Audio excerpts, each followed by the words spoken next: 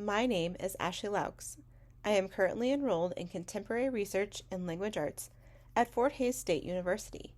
The title of my presentation I will be sharing with you today is Beyond Speed, an examination of evidence-based interventions for improving reading fluency. What is reading fluency? Fluency is usually measured by words read correctly during 1 minute. Reading fluency is often mistaken for speed reading. Although speed is a factor, there is more to fluency than just a fast pace. According to Furada, accuracy, automaticity, and prosody are the crucial components that must be present so that the process of reading is fluent and facilitates the understanding of the texts. Reading shouldn't be, how quickly can I get through this passage? But, how can I read to better understand this text? Ultimately, the goal of reading is to comprehend what you are reading. So, how can disfluent readers develop fluency? Many strategies are used to increase fluency, but can students who are behind actually get caught up to their peers? These were the questions I wanted to learn more about. As teachers, we are constantly gathering data on our students to help guide our instruction. This particularly comes into play when you have a student who is struggling. When helping students who are struggling in reading, teachers will use different tests to find the root cause or area of greatest concern. With reading, accuracy is where teachers usually start. Accuracy means reading the words correctly without too many mistakes. According to Rutzel and Cooter, if a reader is focused on decoding the text, they will struggle to pay attention to the author's message. It would be very difficult for a reader to be fluent if they are not accurate. A bit of information I found interesting was in 2018, the National Assessment of Educational Progress conducted a large study regarding fluency achievement with over 1,800 fourth graders from 180 public schools in America. That study found that 44% of students were disfluent, even with grade-level stories that the students had read under supportive testing conditions.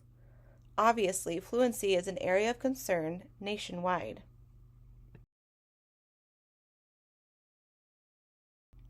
So what did the research say? I categorized my research into 3 major points: components of reading fluency, pairing of reading strategies, and computer-based programs for reading fluency.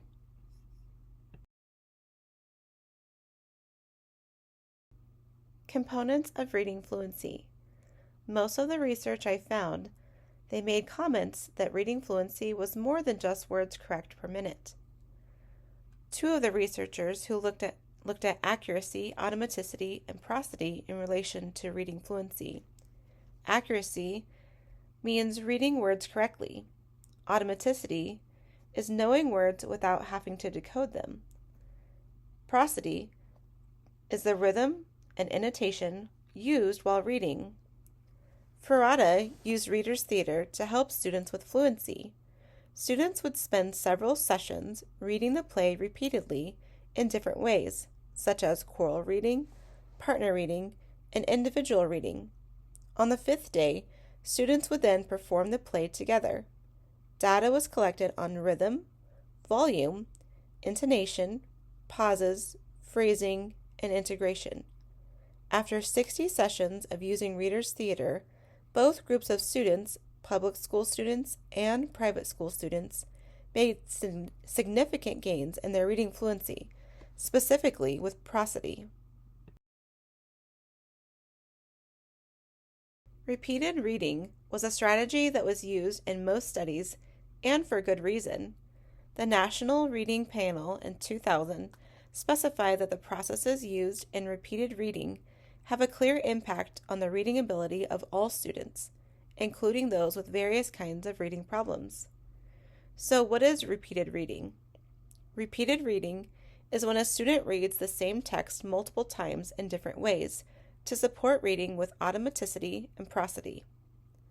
The National Reading Panel in 2000 also mentioned an extensive review of the literature indicates that classroom practices that encourage repeated oral reading with feedback and guidance leads to meaningful improvements in reading expertise for students, for good readers as well as those who are experiencing difficulties. Although repeated reading was used in most studies, it was usually paired with other reading strategies or used with a specific resource.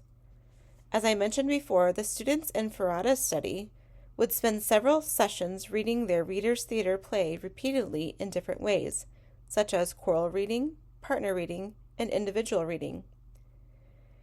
In Padeledu and others, they used a combination of repeated reading with previewing, feedback, goal setting with self-monitoring, and text model reading.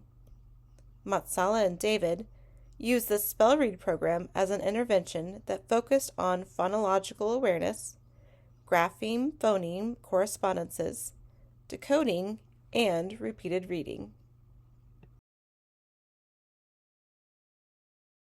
Computer-based programs were used in a few of the research studies I looked at.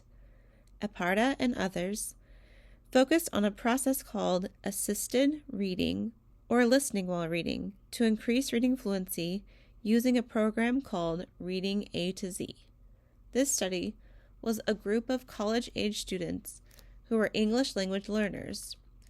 They would listen to a story while also reading it aloud. There wasn't a lot of progress made with fluency. However, students showed progress in the pronunciation of English words as well as their vocabulary. In the study by Mize and others, they examined and compared the effectiveness of iPad-assisted instruction versus peer-assisted instruction for increasing oral reading fluency. During the iPad-assisted instruction, students only used a tablet with no teacher modeling or feedback to work on reading fluency. With both of these studies, qualitative data was the most beneficial. Students were able to express both the positives and the negatives with the computer-based programs.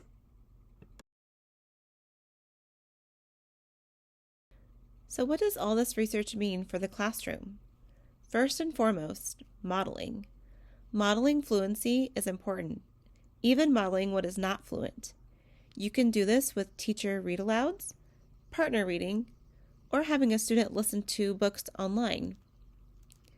Since research shows the importance of repeated reading and fluency instruction, here are a few ways to use it in the classroom. Reader's Theater is a fun way for students to practice not only reading fluently, but also adding expression to their reading.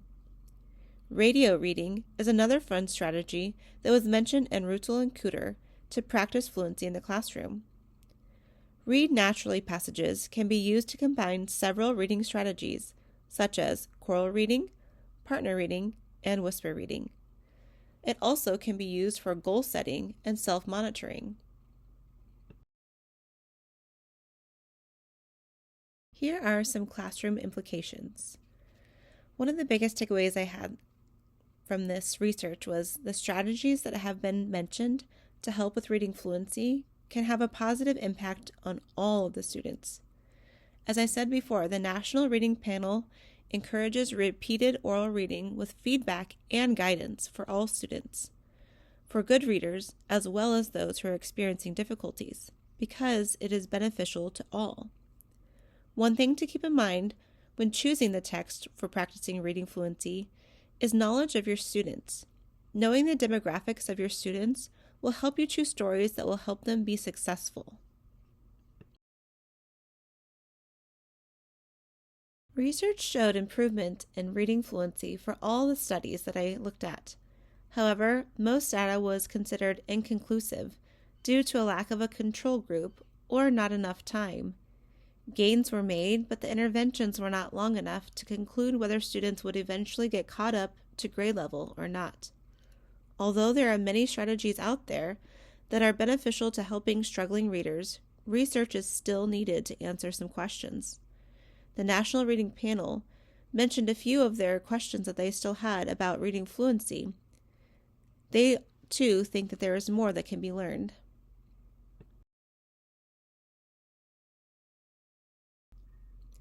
Here is a list of all the references I used to support my research.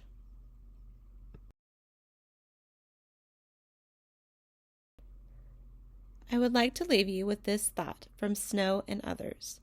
Even in schools in which a large percentage of the students are not achieving at a satisfactory level, a well-designed classroom reading program, delivered by an experienced and competent teacher, may be successful in bringing most students to grade level or above during the primary grades.